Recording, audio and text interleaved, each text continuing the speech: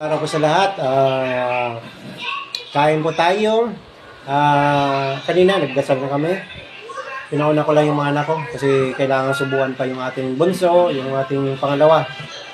Kasi mas maganda pa na sinusubuan kasi para nakakakain talaga sila ng maayos. So, thank Lord.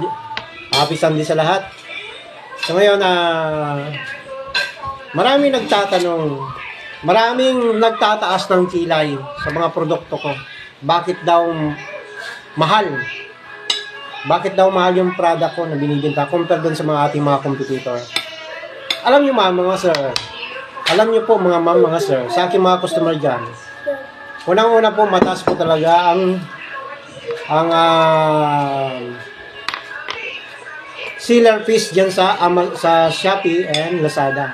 And aside from that, pat ganun, mas mahal yung aking price compared dun sa ating mga competitor, tulad ng ating mga pang-marinade sa manok, breading mix, tulad ng lechon manok marinade, fried chicken mix marinated powder, breading mix. Kasi po, alam nyo, pag mahal ang isang product, o ang presyo ng product po, alam nyo, may quality yan. Quality. Hindi lang quantity over quality. Quality tayo, and at the same time, quantity, kasi mas marami po kayong matitimplahan na ng manok. Okay?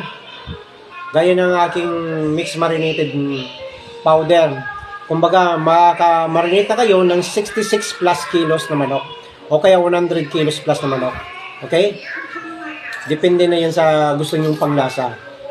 So ngayon, sa ating lechon manok naman, yung pang-marinate natin sa manok, nasa, please, quiet please, I'm working here. Sa ating pang-marinate naman sa lechon manok, o pang-inject sa manok, ay makakamarinate na kayo ng about 30 to 40 plus chicken. Depende sa size ng manok. Okay? Sa atin naman na gravy, ay makakagawa na kayo ng 16 liters. Now, sa 16 liters, sa 1 kilo ng ating gravy powder, mixed marinade, na gravy. Okay? Mas mahal po tayo, kasi nga po, quality. Quality ang pinag-uusapan natin dito. Hindi natin tinipid yung ating product. Kumbaga, lahat ng mga ginagamit natin dito na sangkap po ay branded. Branded ang iba pa, karamihan pa ay ini-import pa natin galing sa ibang bansa, kaya mahal po. Okay? Kasi kung dito ako sa Pilipinas magbibili, yung mga seller diyan, karamihan diyan po diyan sa mga seller sa Shopee. Hindi naman lahat po. Sa Shopee, sa Lazada, walang quality yung ingredients tulad ng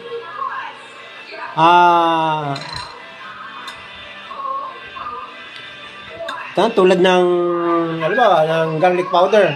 Yung atin ay talagang quality po yan. Katulad ng chicken powder. Okay?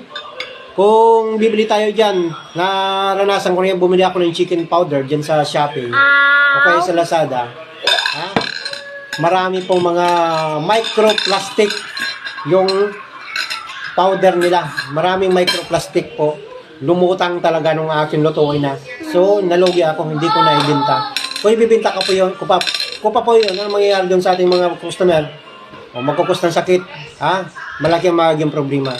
At kapag panacheck natin yon, hindi yon naaprubahan. Kasi lalabas na may maraming na talaga masisira ang ating kalusugan.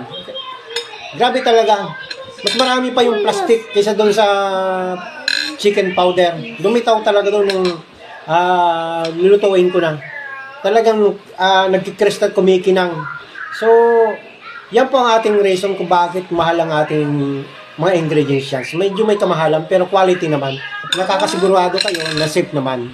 Okay, kaysa naman dun sa mga mura, mga mumurahin, compare sa ating mga ingredients, ay sigurado naman na walang quality. O ano mangyayari dyan kapag lumaki yung business nyo? Wala. Kapag chinik yan ng FDA, ay bagsak.